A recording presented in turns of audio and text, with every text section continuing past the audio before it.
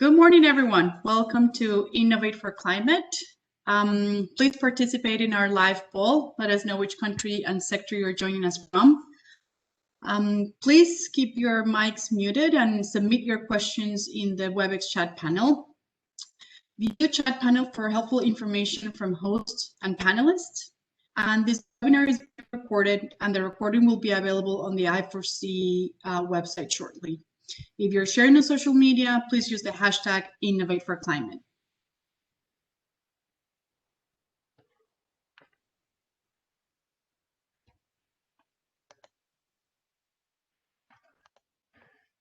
So welcome to Climate Risk Management, Data Analytics, and Investing in Paris Agreement Aligned Projects in collaboration with Climate Finance Advisors.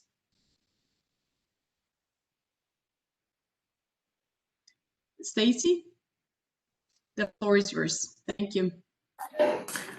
Thanks, Isabel and Paula, and thanks, Innovate for Climate. We're delighted to be here. So my name is Stacy Swan, and I'm the CEO and founding partner of Climate Finance Advisors, and I'll be your moderator today for this webinar. We are delighted to have four leaders in the climate data and analytics and ESG space. We're really excited to have this discussion. We feel it's quite a timely discussion, particularly around the ways that organizations, businesses, communities, countries, municipalities start to really get down into the nitty-gritty in terms of quantifying climate-related financial risks. So today's discussion is going to focus on the role of climate data analytics in investing in resilience. And I want to start by first acknowledging how far we've come in such a short period of time. As many of you may recall, only 5-6 years ago, 2014, 2015, the conversation around climate risks were broad, they were high level, and people thought of these things as somewhat far off in the future, even a short while ago. And we've moved in a 4 to 5 year period from that very broad high level discussion, a general discussion about climate risks, to something that's very specific and data driven, and in particular data driven around the financial implications of climate change. This is accelerated in a really short period of time, and it's among all of the things that are happening in the climate space, quite exciting to see how far many of these companies and organizations here on the panel today, but just globally, how far we've come in the context of thinking about climate-related financial risks in a very quantified way. Our understanding of climate risks and its threat to sustainability, financial returns, and our society continues to grow, not just in terms of the data and analytics, but also in terms of the ex-post research. If you've been following the research around the connections between the financial consequences of climate risk and cost of capital or capital flows, you'll know that research is coming out almost kind of monthly that is showing kind of in hindsight or in the rearview mirror that yes, climate change is having an impact on financial returns and on the cost of capital. And we'll hear today from one of our panelists about a recent report that came out on this. We're also starting to see the evidence growing that investing in resilience is not just imperative, but may have an impact on reducing those costs of capital impacts from climate risk. That evidence base is also starting to grow. The IMF issued a report over the summer that started quantifying the value of investing in resilience in terms of the reduction in the cost of climate vulnerability, and that's quite exciting as well. So through these things, we're starting to picture crystallizing. Climate change doesn't only present risks, we know that. Those risks are not just in terms of financial consequences, we also know that, but we're also starting to see the connection between climate investing in resilience and a reduction in those risks, both at a general level, but also in a financial way. So today we have invited 4 distinguished panelists to talk to us about what they do in very practical ways to help quantify climate-related financial risks, and also how their organizations help their clients expand investment in resilience. The topic of this panel is around how the data and analytics space can help Paris-aligned projects, and so we'll get a little bit into the resilience side as it relates to Paris alignment. But I'll turn now to introduce our panelists. We have 4 distinguished panelists. We have Ms. Natalie Ambrosio, Director of Communications 27. Natalie is here to talk about, she manages publications, thought leadership, and engagement at 427. And 427 is a leading provider of data on physical climate and environmental risks, and is an affiliate of Moody's. Prior to 427, Natalie helped develop the assessment of U.S. cities' vulnerabilities to climate change and their readiness to adapt, and worked with the ND GAIN initiative, which is a database that looks at countries' resilience, climate resilience in the context of climate change, but also vulnerability and exposure in a number of different ways. Then we have Ms. Wilhelmine Verdegal, who is the co-head of climate and ESG solutions at Ortec Finance, where she works to integrate climate and ESG into forward-looking scenario and strategic modeling for her clients. The strategic modeling tools that Ortec uses for climate-related risk management help her clients on TCFD disclosure and alignment. And Ortec specializes in building software to support complex financial decision-making. Before joining Ortec, she was a member of the RI team, one of the largest at MN, one of the largest asset managers in the Netherlands. We're very happy to have her come and talk to us about her work.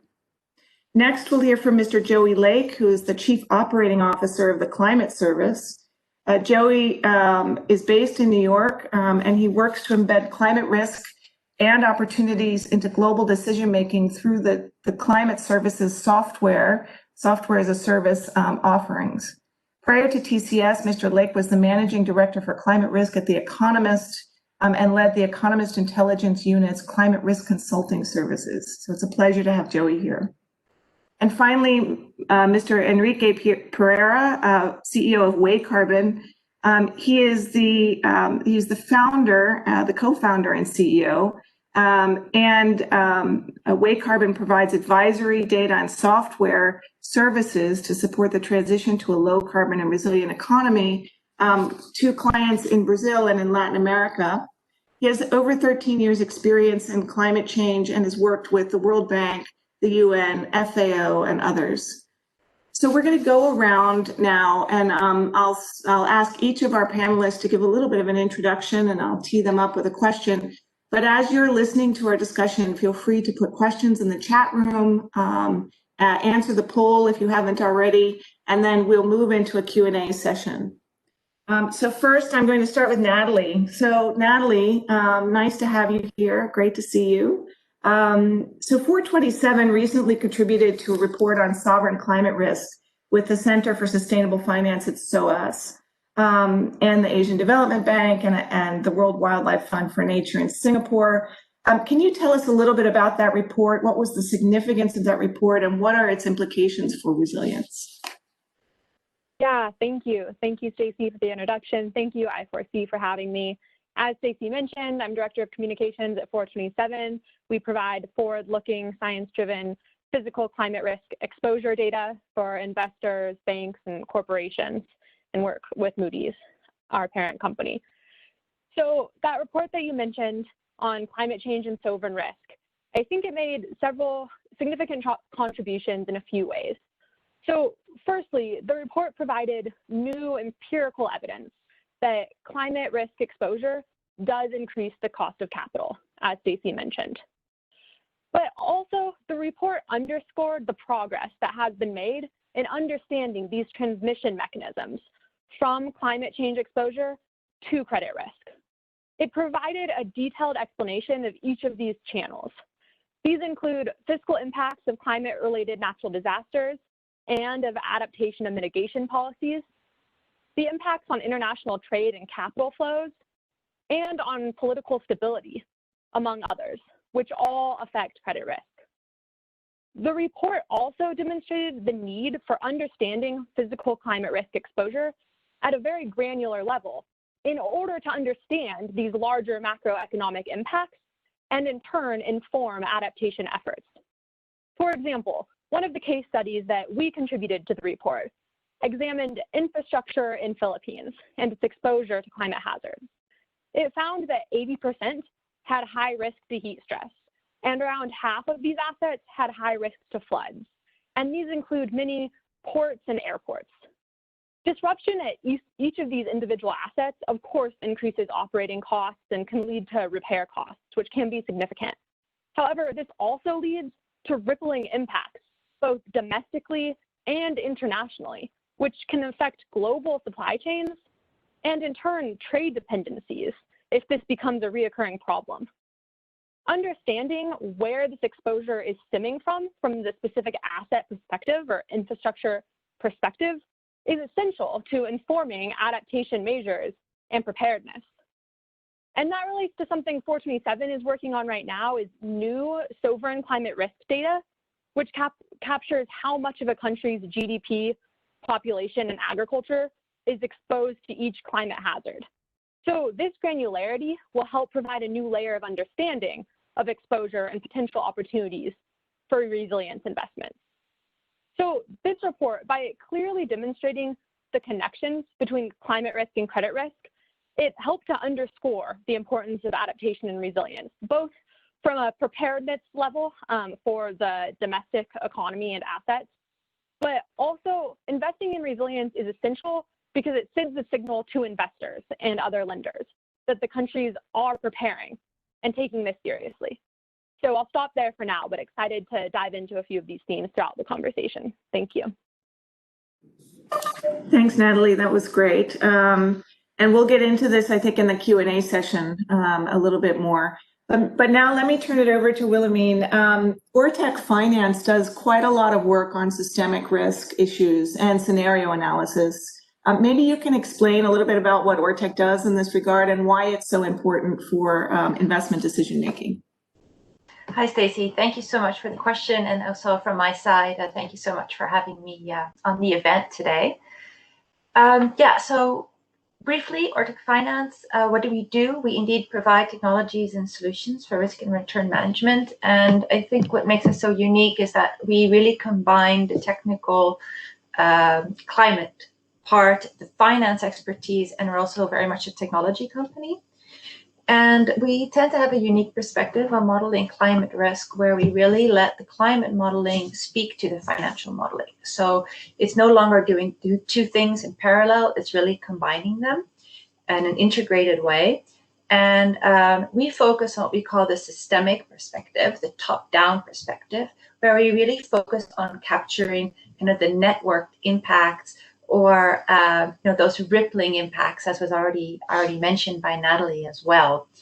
I think it's a really exciting space to be in because it allows us to capture the impacts on the total portfolio, to model the risk and return on an asset class level, sector and country level. And so it's a very powerful tool for investors who really want to understand what is happening to their risk return, how to make climate-informed strategic asset class decisions. And you were mentioning how much new publications are coming online. And for us, it's very interesting to see that. So the global central banking community is really coming together about this importance of systemic risk and systemic risk modeling. And also very recently, the Commodity Future and Trading Commission came out with their report, Managing Climate Risk in the U.S. Financial System, under the chairmanship of Bob Litterman, where they also stressed that climate is really a systemic risk to the U.S. economy and the financial system.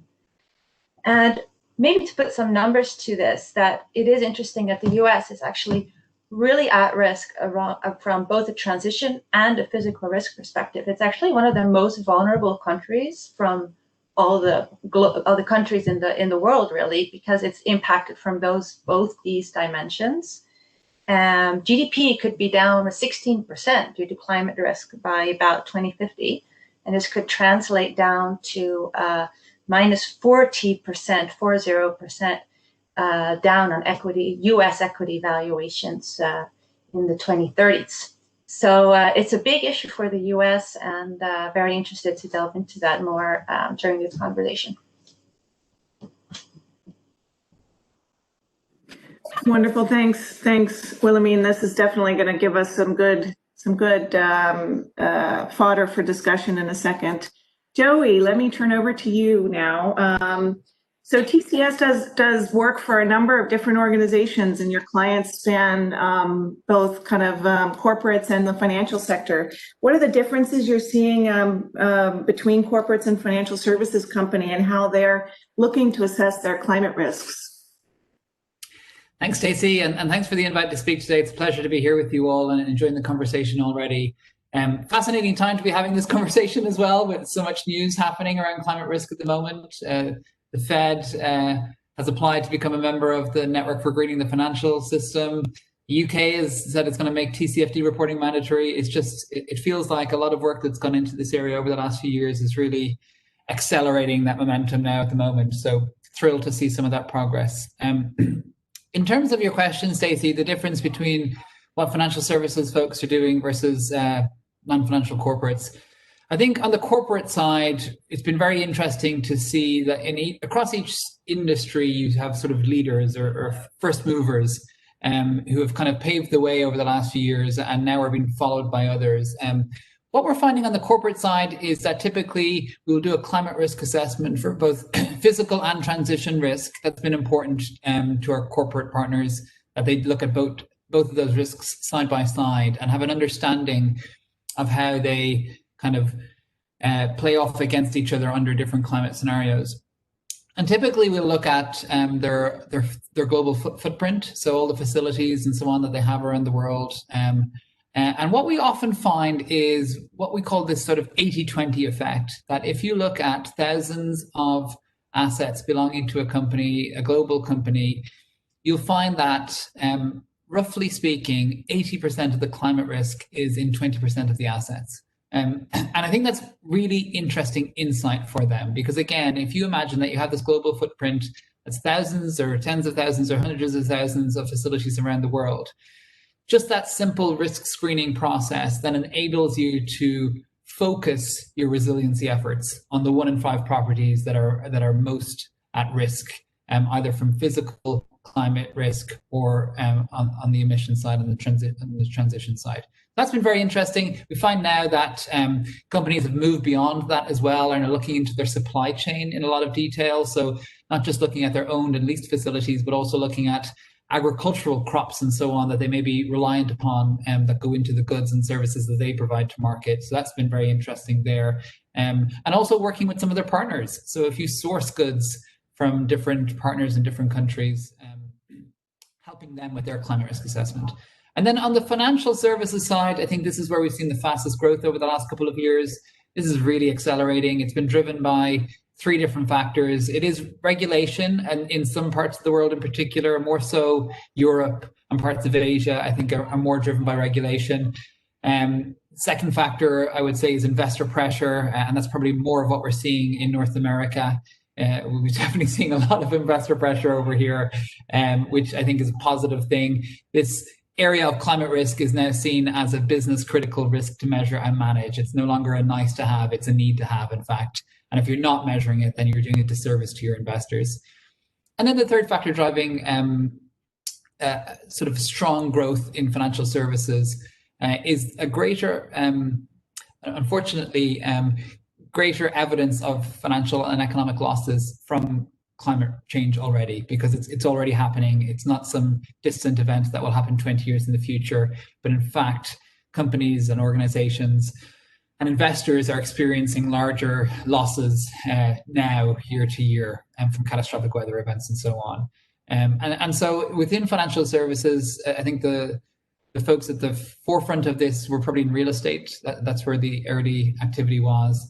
what we're seeing now is a lot of movement among asset managers, pension funds, institutional investors, sovereign wealth funds. And the banks, I think, are also playing a little bit of catch up here and starting to look at their lending operations. So hopefully that's given you a little bit of an overview of what we're seeing in the market at the moment. That's great, Joey. Thanks very much. Enrique, so you sit in Brazil and are really kind of working with a variety of different organizations and government policymakers. The Brazilian Central Bank recently launched a strategy called BC Sustainability, which includes climate risk assessment as an obligation from 2022 onwards. Can you tell us a little bit about that, and then maybe how your organization, or any examples you can share from how your organization is helping kind of companies and policymakers on the ground in Brazil? Yes, hi. Thank you very much for the question. Thank you very much for the invitation. It's a pleasure to be here with Natalie, William, and Joey. So Wake Carbon, we do have a more regional focus. We've been working pretty much, we've done something around the globe, focus pretty much Latin America. So we provide software as a service for both the emission and the transition risk of corporates. So the idea is to have detailed information on both operations and supply chains. So the software has been taken by Brazilian multinationals. This is something funny about Wake Carbon, because we got international not because we have offices abroad or we are abroad. So multinational Brazilian companies took the software abroad, and we have a platform that deals with climate risk assessment. What we decided to do, again, because information exists, but resolution is the issue, right? When we have like global data and global modeling, resolution is not sufficient for decision making. So we started to work with that in 2013, and the idea was to work with downscaling of models, and particularly to couple climate models with physical risk impact models, because we want to understand the economic impact of that. So I would say that in Brazil, we have like these three waves.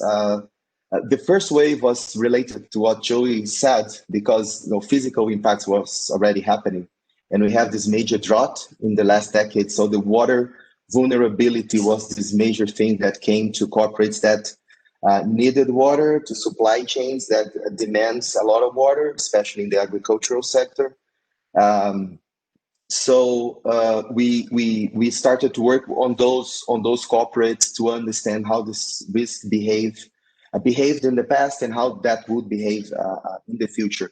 And this is still moving. So we right now we do a lot on corporate regarding supply chain. So we recently concluded the work in water availability, the coffee irrigation systems in major Brazilian areas. So all these global commodities, they've been obviously worried about that. And also the transportation aspect of those commodities. In some regions, they rely on river transportation and stuff like that. So the idea here is not only to work, for example, in precipitation variation in the future, but to understand how precipitation in the future will impact water flow in a basin. So this is an example of what we do. Second wave, I would say it came from market pressure. Obviously, everything is happening around the globe. It's moving fast. The Financial Stability Board movement and the TCFD. So, hard questions started to be asked, not in Brazil, but around the globe. But Brazilian companies start to look at us to say, so investors want to know about this and what this means for us. And we don't have a clue what this actually means. Is this even relevant? And what we do with that question. So this was an interesting movement, I would say, from 2018 or 2019. This is the recent movement where companies are getting pressure and they can answer that question. And on that aspect, we've been working mostly with infrastructure, because I think that's the area where no one wants to get locked down on climate exposure assets, because people know if you put a money in infrastructure, that will be around for 30, 40, 50 years. I want to make sure that my investment is climate proof and climate resilient. So we've been working with roads and with telecom and with energy. I mean, we are 67% hydropower. So this hydropower question was a question that were raised right at the beginning. So there was this run to understand how this impact the energy sector in Brazil, and some linear infrastructure, distribution lines, and stuff like that. And now we have this wave, which is really, really, really recent. It's from October, when the central bank said it's going to be an obligation from 2022 onwards. And some of the banks they were a bit surprised. We do some on the banking aspects. We are not experts on the banking aspects, but we've been doing some stuff on the banking sector. And now we have this project with the federal Brazilian banks, because the banks needs to have the initial data set to do this assessment. So they've been working with UNEP-FI, they've been working with other international companies, but again, resolution is always an issue. So the idea now is that we can provide an initial data set in a Brazilian context with sufficient resolution. So stress tests and some analysis can be done. It's going to be a sectoral focus. So we're going to work with agriculture, we're going to work with oil and gas, we're going to work with energy generation and distribution. But this is very recent, and that's actually an active project. That's what we're doing right now to the banks in Brazil, both private banks and development banks. That's great. That's fantastic.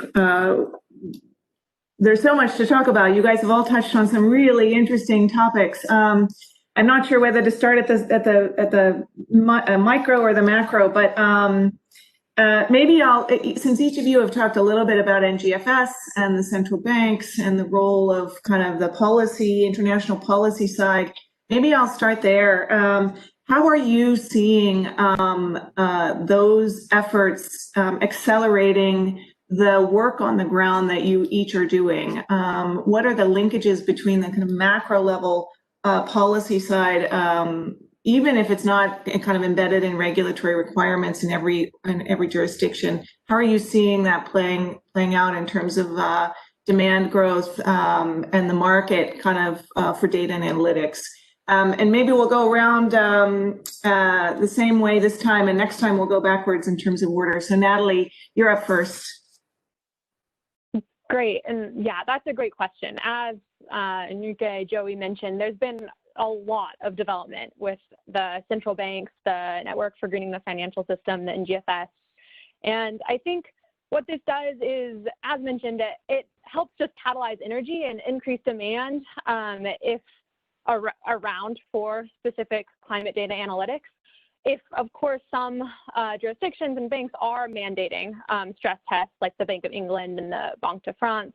But even before that, those same two banks, as an example, they released their own climate risk disclosure report aligned with the TCFD. We worked with both of those for the physical climate risk assessment in those reports. And what that does is really just set an example for their markets. If they're taking the first step, assessing climate risk in their own portfolios, that really helps show their market, A, that it can be done, and that the regulators think it's really important, and that there might be regulation down the road. And so I think those have been really important early steps taken by some of these central banks to help catalyze action.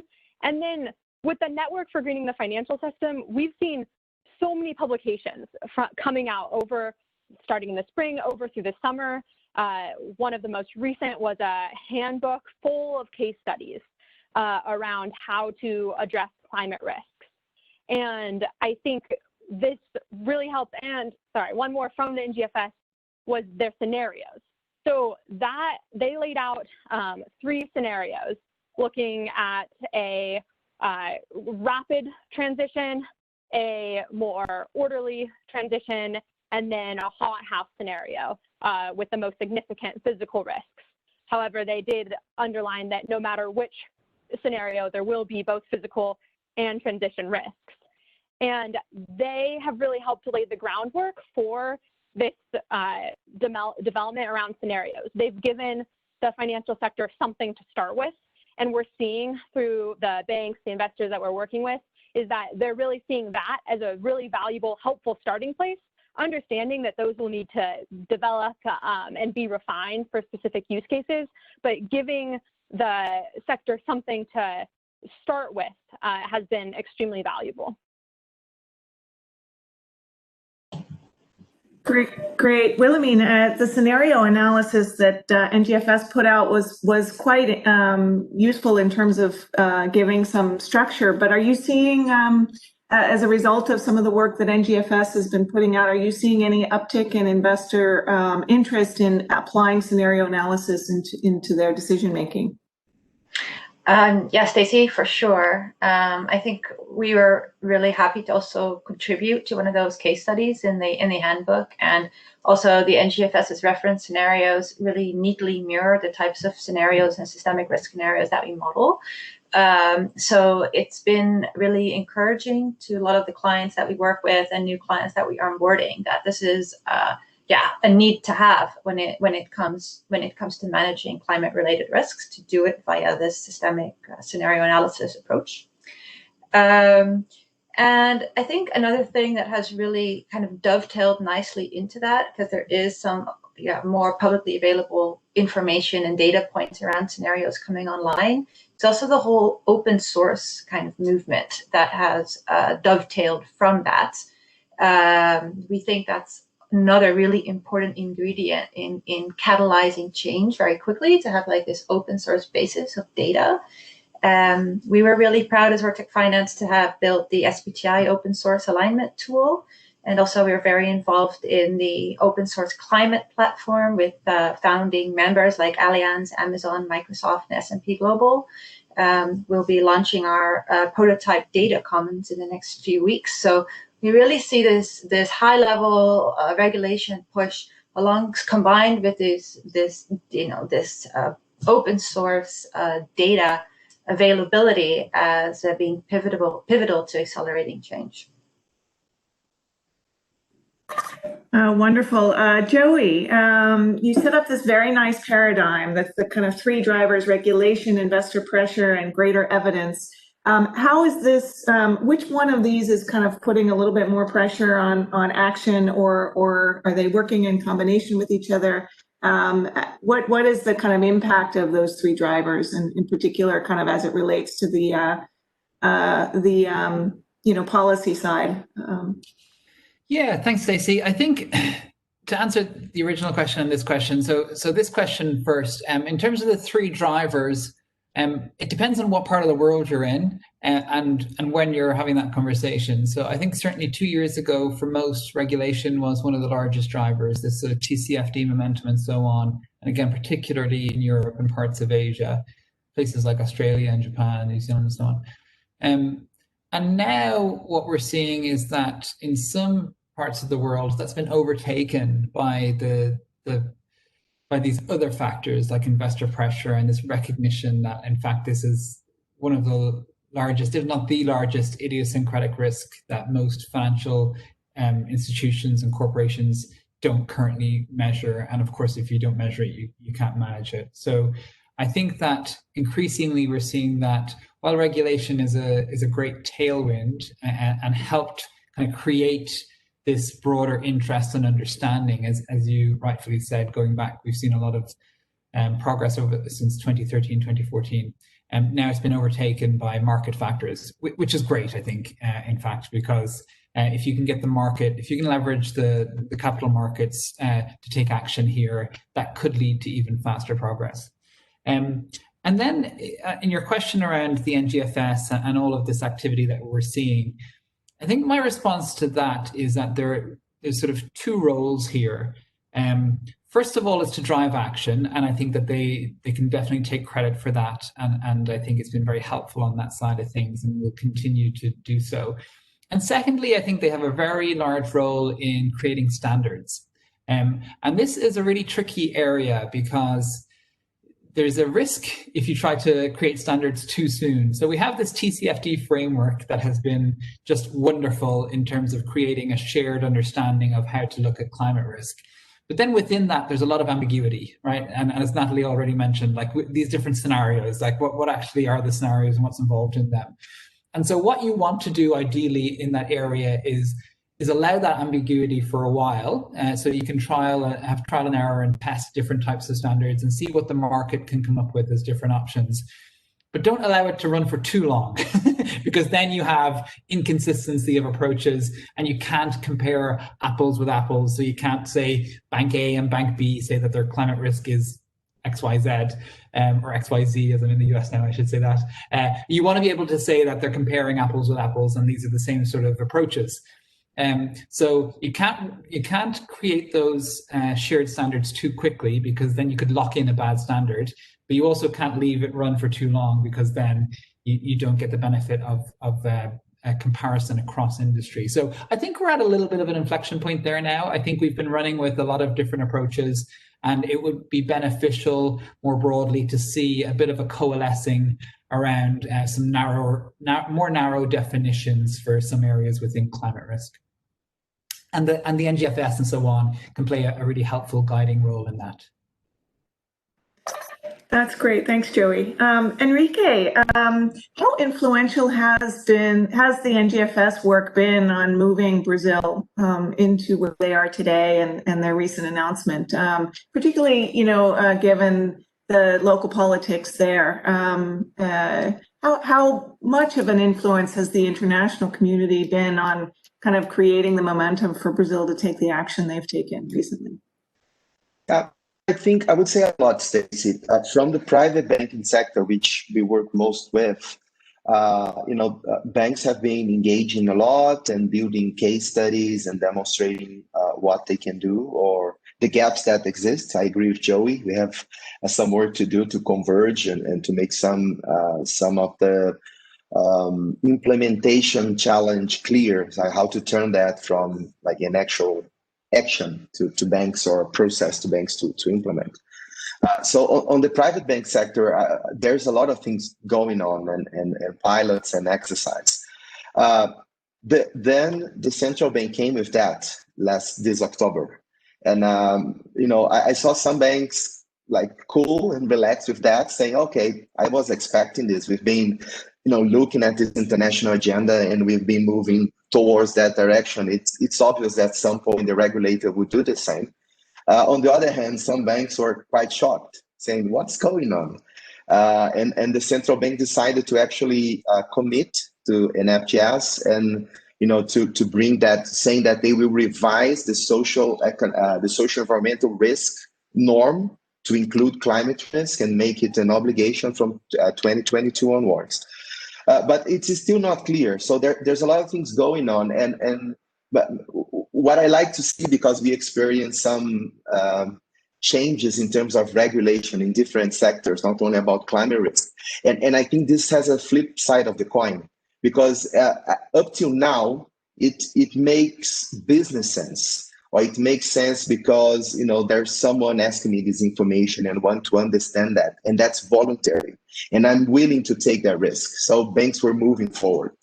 But when the regulator says, now we're going to change this and this is going to be an obligation. So the movement that I observed immediately was this more conservative movement saying, okay, so now let's step back and wait a bit and see what the central bank will actually do regarding this agenda and what we will need to do to comply with that agenda. So some of the more like fun, adventurous work we've been doing, because banks were interested in understand this in a different business level, they are now concerned that how the regulation will be designed and what this will actually implement to their daily operations, what system changes they will have to do, what data they will have to collect, what kind of reports they will have to prepare, stuff like that. So this is a bit of this uncertain moment, but there's a lot of conversation and engagement going on, especially at the Brazilian Federation of Banks. So I'm quite excited with this moment. I think there's a lot of things will happen in the coming months. That's great. Let me just remind you, everybody, I think we've got about 75, 80 people on the webinar. Feel free to post questions in the chat room, and I'll pick some of them up as we go. Let me kind of take a turn to kind of the market and the trends that you see in the market. So moving away from the regulation, the regulatory push, what are the trends that each of you are seeing, and where do you see the biggest growth in terms of use case for climate data analytics? And Enrique, I'll start with you. Kind of go backwards. Yeah. Back to you. Okay. Thanks, Stacey. I think we have a good example, which is this example with the coffee supply chain. That's a Swiss company that hired us. And mainly they are investing in irrigation. So it's about like a big support to guarantee coffee production in a region that has been observing some hard times. So it's very interesting to see how our work is being translated in actual investment plans. This is obviously amazing when we have this opportunity not only to provide the data and to support decision making, but to see how the actual implementation of the project is moving forward. Let me think about another example where we see action. Well, I mean, in water, I see that in water, now Brazil is also opening the market in the sanitation. That's going to be a lot of private investment in water supply and wastewater treatment. So there's also some movement on that direction. And obviously in the cities, we work a lot with governments, and that's around Latin America. There is money and there is no information. So there's a lot of urban resilient plans being built and urban resilient investment being prepared. Some examples on green bonds issued to support those investments in cities in Latin America and around the world. And definitely this is a very strong agenda, and this is an agenda that's growing fast. It's been initially backed by multilateral donors. The Inter-American Development Bank is doing quite a lot of things. The Germans have been doing quite a lot of things. CAF, with the Latin American Development Bank, is doing quite a lot of things. But now with the plans ready, what we are observing is that next implementation move and seeing how the cities are being able to access finance and put the money and to invest in both reducing emissions. Obviously, transportation in Brazil, I mean, 80% of emissions in the cities in Brazil will come from transportation. Not in the north. The north, we have the forest issue and deforestation in the cities boundaries. But other than that, there's a lot of money toward transportation, renewable energy, and now resilience. I'm concluding our work with Rio to assess the impact in the real estate market due to coastal hazards. And that's financed that's financed by C40 and other international donors. So the idea there is to support real estate in actual implementing resilience infrastructure, green infrastructure, and gray infrastructure. Great, thanks. So we heard about green bonds in cities. Joey, what's the view of the trends you see in the next 5 years from the market? I think there's a lot. Let me take it in 3 parts maybe. So first of all, I think geography is one factor that I take into consideration. I think there's been almost 3 phases that we've seen over the last 2 years. So the leaders, I think largely in Europe, more of the cutting edge work was happening in Europe. I say that as a European living in North America, so I'm not being biased there. I think that we saw a lot of the cutting edge stuff happening in Europe, and then a sort of a second wave of countries, which I guess I would include places like Australia, Japan, Canada to some extent as well. And now we're seeing the third wave, which is it's really going global. And I think we would include the US probably in the third wave of countries, and hoping that it really moves up the charts quite rapidly with some of the activity that we've seen just this week alone, and it's sort of return to a global leadership role on climate and matters of climate change. So that's the first factor I talk about.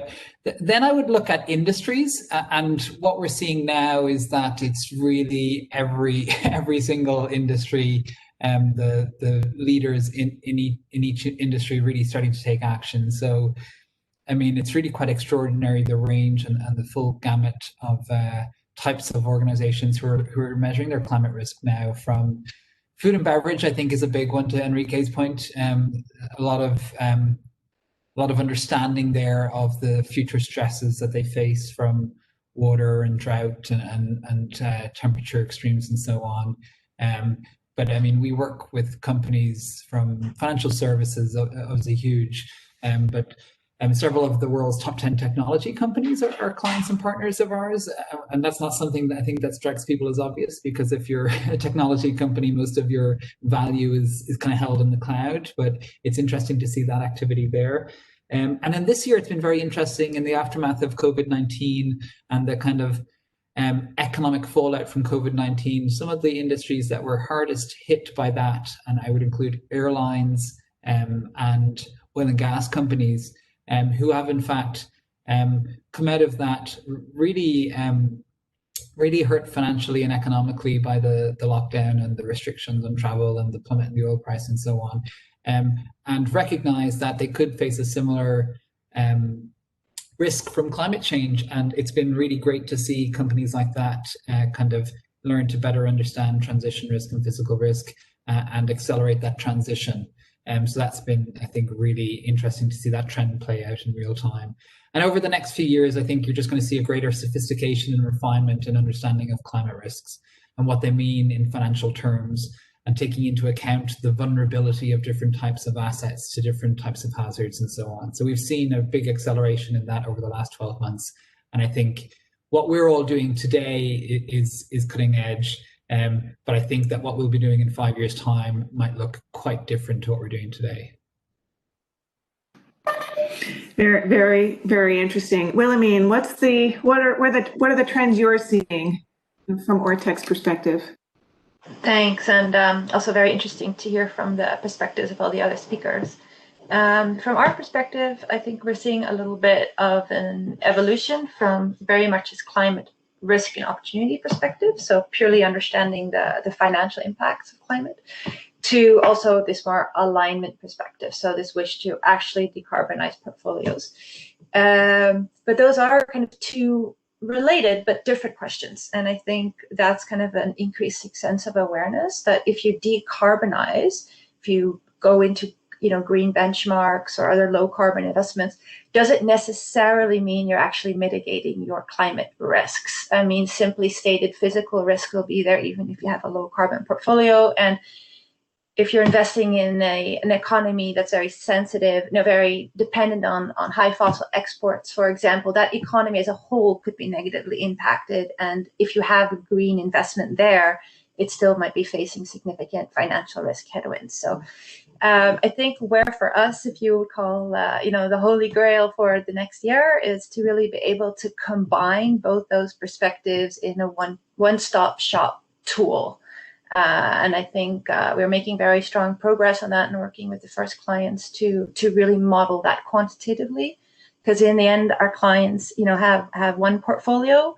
It needs to be, they want it to be as low carbon as possible, but also managing their financial risks, including their climate-related financial risks. Maybe a second interesting trend is the whole emergence of artificial intelligence data collecting. So we're also doing a lot of work about building very intelligent algorithms.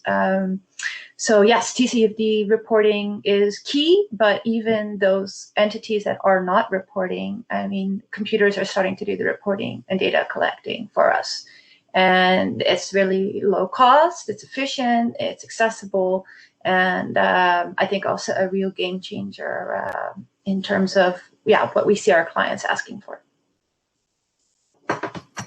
That's great. Natalie, you have an affiliation with Moody's. Do you, from the perspective of where you sit, what's the kind of trends you see on the horizon?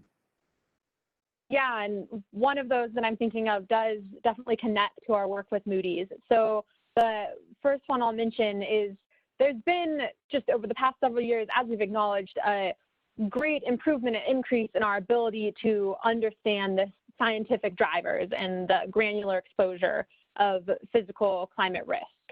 And the next question is converting these detailed granular exposure analyses into a measure of the size of impacts from an economic and financial perspective. So integrating these climate metrics into traditional financial and credit risk management processes and calculations, such as an issuer's probability of default or macroeconomic models.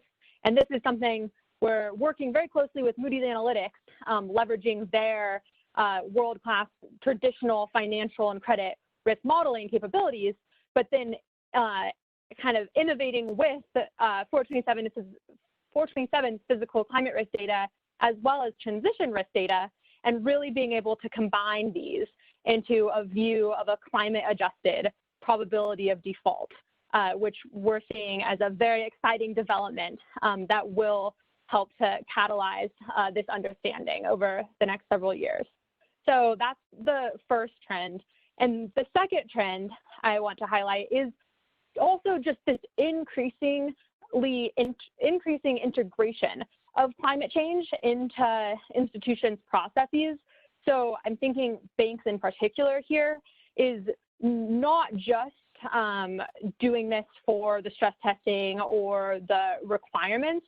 I think that's, as we've all been discussing, that's helping develop this. But I think we're at the early stages of banks and other institutions really integrating this, understanding, building their capacity to understand these connections between climate risk and credit risk, and how it really needs to be integrated throughout their processes, from due diligence to loan reevaluation processes.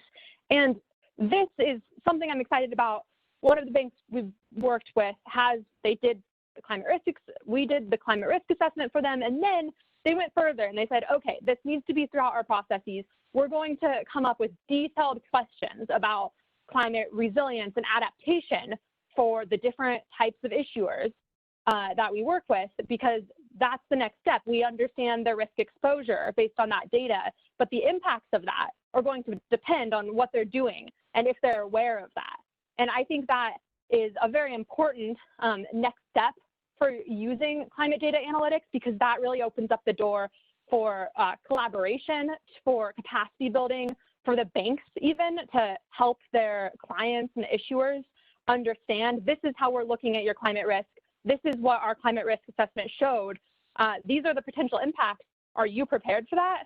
And that opens up an important conversation that in turn can inform and catalyze adaptation and resilience. So I think that's also a very important trend.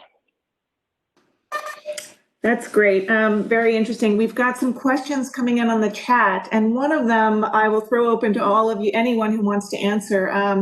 But Abhinav asks how neobanks will be affected by the Paris Agreement. And neobanks are kind of fintech firms, banking as a service firms, digital banks. Any thoughts, and this kind of might connect up with what you were saying, Wilhelmine, about AI, but any thoughts about how kind of digital banking might be kind of aligned with climate risk assessments or the Paris Agreement? Certainly seems like a frontier innovation. Any thoughts? Maybe a one contribution, Stacey. I mean, neobanks certainly not my key area of expertise, but what I can imagine is that these banks have less institutional baggage, if you will, and kind of have, as they are starting up, and that they have, I think, a unique opportunity to bring their internal risk models in line with the latest. And so have this opportunity to, properly integrate climate risks from the ground up without having to do expensive retooling and shifts of, data backbones and services and governance structures and all the other wonderful stuff that sometimes tends to slow down kind of that change within large established institutions.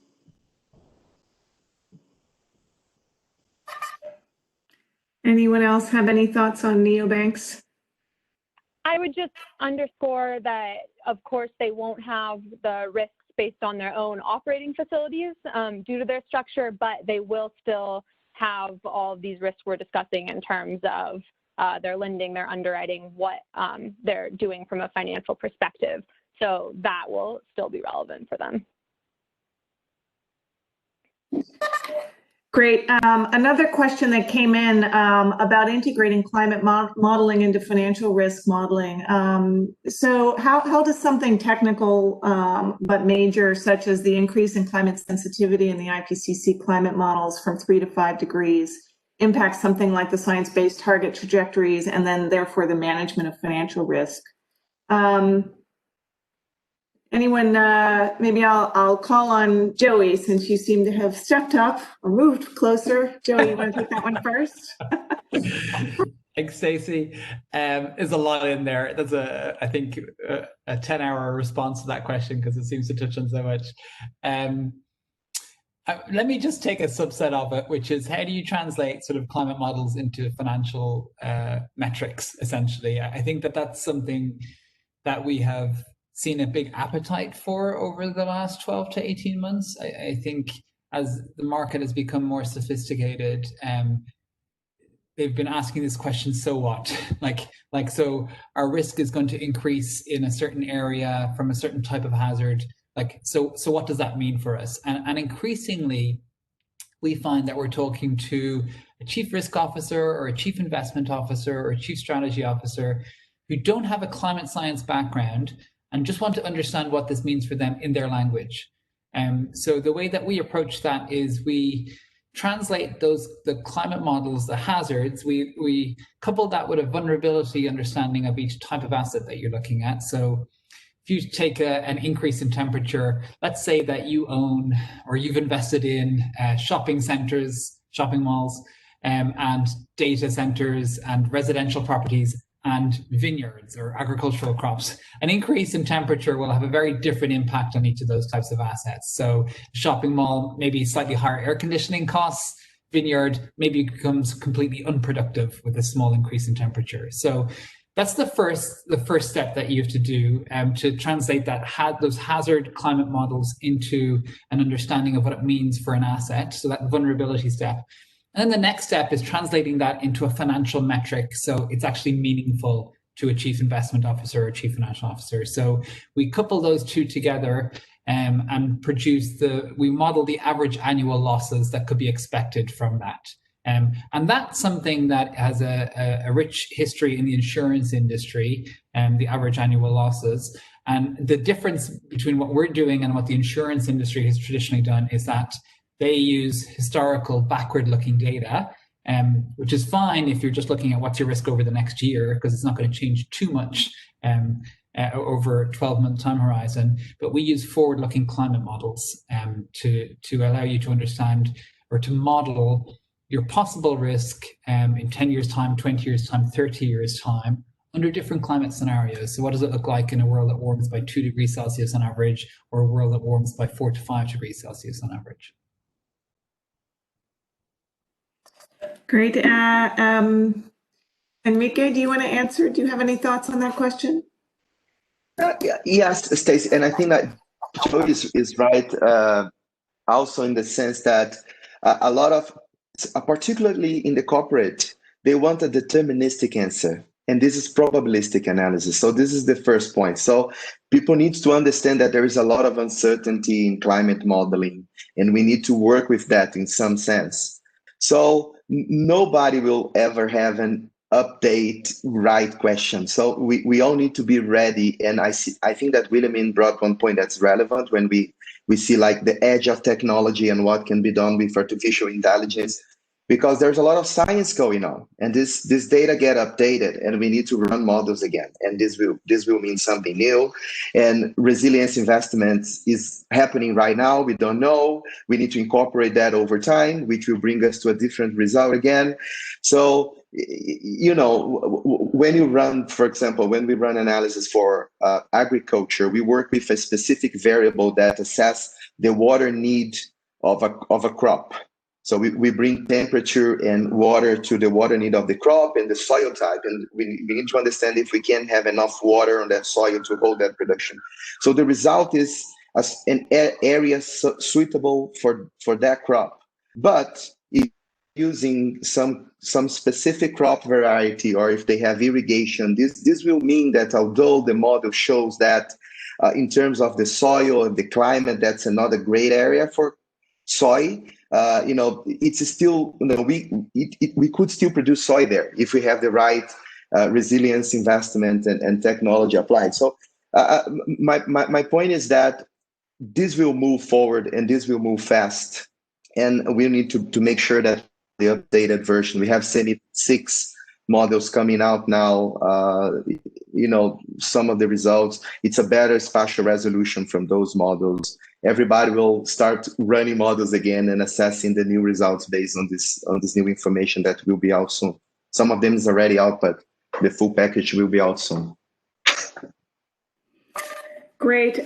Thank you, Enrique. And unfortunately, we are kind of at the top of the hour. We've got a number of questions that have come in the chat room that I'd love to get to, but I think we've exhausted our time. And I just want to take a moment to thank all of our panelists for coming. There have been some papers and links that I4C has put in the chat room where you can get more information about their organizations. I could tell you that this is the type of conversation that could take, a whole day or two conference if we weren't in COVID, all locked down. I could see panels just on science-based targets, and I could see panels just on the policy response, which has come up in a couple of the chats. And this last point, Enrique, that you made about uncertainty is so important. I won't name names, but one of the CEOs of one of these companies here likes to say it's no more or less uncertain than any other market indicator out there. You might kind of bet on the climate uncertainty before you bet on the price of gold in 10 years. So this is definitely something that everybody's making great progress on. And for those of you who can, turn on your videos and let's thank our panelists in many ways. And I really just want to say thank you all for participating. We have a lot of people from around the world who've enjoyed this hour. So. Thank you, everybody. Stacey, thanks, everybody. Thanks very much. Have a great day. A wonderful day. Thanks, everybody. Bye. Thank you to our speakers. Thank you, Stacey. And with this, we end the webinar today. And like we said, please look for the recording on the I4C website.